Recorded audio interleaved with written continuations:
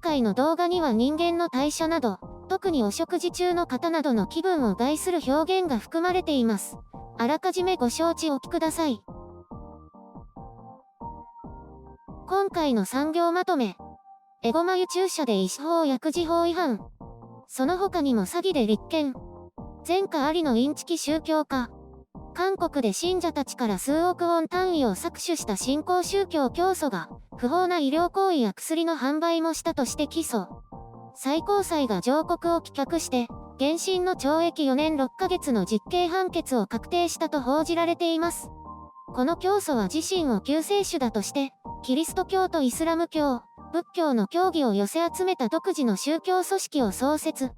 信者に対して骨董品鑑定費や、無限に発電できる発電機への投資金など合わせて3億5000万ウォン、約3000万円を騙し取ったと容疑を受けています。その他、信者に対して若くなる効果があるとして、お尻にエゴマ油を注射するといった医療行為を医療法に違反して行った疑惑。地方の治療剤だとして販売目的で生姜やニンニク、アワビの殻などを原料とした製品を食品医薬品安全所に無許可で製造販売する薬事法違反の疑惑が持たれています。詐欺の疑いでは懲役1年6ヶ月、医師法、薬事法違反で懲役3年と宣告されたようです。この教祖は以前にも閉院甘露水、日本語読みすると海人甘露水という名前の酢を薄めただけの水を万病に効くとして販売して逮捕。懲役5年の実刑判決を受けていた前科者で、仮釈放されていたそうです。信者たちは教祖が拘束された後も刑務所に面会に行くなどして熱心に信仰を続けていたそうです。信者たちは教祖の言葉を信じて若返りのために赤ん坊の便や尿を飲み食いし、エゴマ注射を受けていたようです。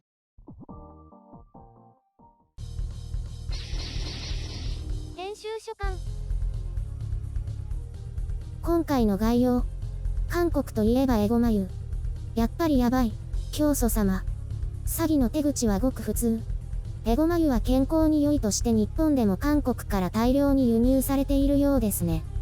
韓国国内ではここ数年で販売が減少傾向のようですけど、料理記事はたまに見かけますね。韓国ではごま油と並んで生産が活発で、エゴマ油は学習能力や記憶力を高めるのに役立つオメガ3系のアルファリノレン酸が多く含まれていると知られています。国内ではお土産品や贈答品としてよく選ばれているとのことです。日本のスーパーなどでも様々な種類が売られていて、私も一時期買っていましたね。ほら、良い油を取った方がいいとかで。声優で安いエゴマ油、茶色い瓶の韓国産のもの。これは最悪でした。魚臭くて、聞くところによると酸化するとそんな風に変質するらしいです。韓国産もピンキリで、成城石井などで売られている創建社のエゴマ一番はマシでした。あ、違った。これは原料は中国産で、日本で圧搾しているそうですね。今はイタリア産のアマニ油を。どうでもいいか。今回のこうした盲信や狂信とも言えるものは世界中どこにでもあるのでこれといったニュースではありません。ただ、赤ちゃんのを食べるというのがね、と思って。人間、信じれば何でもするんですね。この教祖様が自称するには、自身の霊体は宇宙で北極を通過して地球に降りてきたそうで、その時から UFO がたくさん現れるようになったとか。タミフルが自身のフロー層から作られる。何これ？まあ、そういう別の世界に行っちゃってる人のようなんですけど、信者がつくんですね。饒舌なんでしょうかね。もともとは健康セミナーをやって人を集めて、ALS や認知症、パーキンソン病、転換に効果がある万能薬があるとして信じ込ませたようですね。一旦盲信モードに入ってしまえばあとはやりたい放題。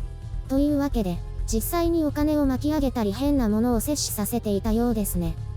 効果が出なければすぐにインチキだとわかるでしょうけど、そこをうまく言いくるめてより信用させるというのが盲信モードの恐ろしさです。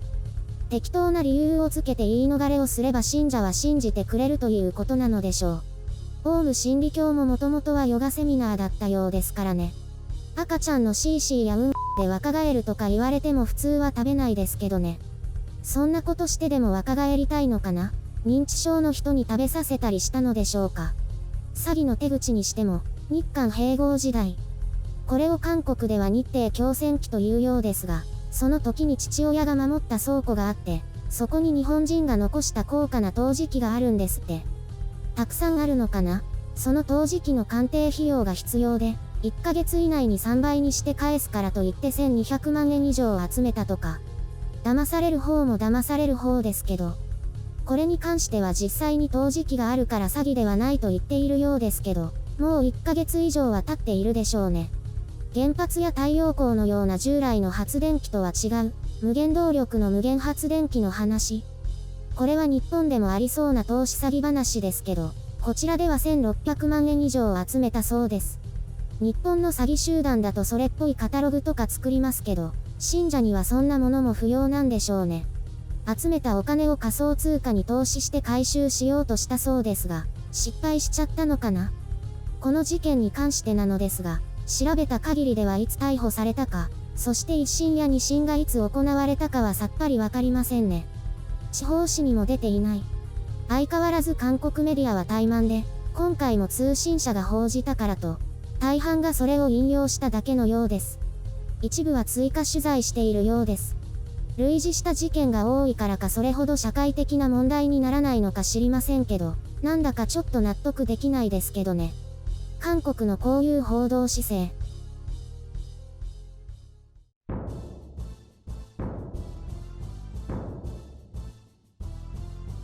エゴマ注射ってニンニク注射みたいですね。ニンニク注射って本当に効くのかな。有名人がよく注射してるって一時期聞いたけど。ああいうのって医師免許があれば問題ないってことですか？体に針を刺すっていうのがまず引っかかるんでしょうね。医療行為として。実際どうなんでしょうね。エゴマ油注射。意味ないんじゃない？普通に考えて。でも、困っている人は何にでもすがりたくなるもんなんですよ。いわゆる悪意につけ込むってことですね。悪意、弱みにつけ込むじゃない。特に病人や認知症がいる家族は藁にもすがりたい状況でしょうから。ある意味韓国の人は、年代によって差があるかもしれませんけど、信心深い人が多いんでしょうね。日本だと、祖父母世代は結構信心深い人が多いように思いますが、私たちの年代だとそうは思わないですけどね。私も全然、宗教とかよくわからないし、昔は科学的に解明されていないことがあまりにも多かったから、よくわからないことは天の上の人が決めたってことにしたんだろうね。わからなくもないですけどね。でもああいうデタラメ宗教ってどうなんでしょうね。その人にとっては説得力があるように感じるんですよ。その人数が多いか少ないかという話で。カリスマと呼ばれる人とか政治でも似たようなところがありますけどね。盲信という点で。カリスマはわかるような気がしますけど、政治もそうですか？似てると思うね。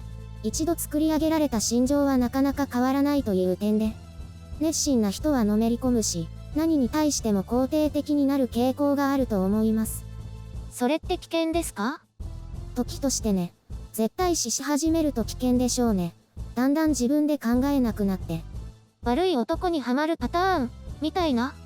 それも似てるね。周りが止めても聞きやしない、みたいな。なったことある？ないと思います。ありそうだね。ないってば。ともあれ、日本でも過度な政権称賛や批判で溢れていますからね。メディア自体がそんな感じなので、誰を責めるというものでもないけど。ただ、自分で考えて自分で判断できなくなると、簡単に操られたり、間違った考えや認識に陥るから注意が必要です。食べたりとか？それもだけど、その他色々ね。私もそれかも。あんまり自分で考えてないかも。じゃあ食べちゃう？それはないけど、結構ゆるりんの意見に影響を受けてるかも。そうだっけ？多分。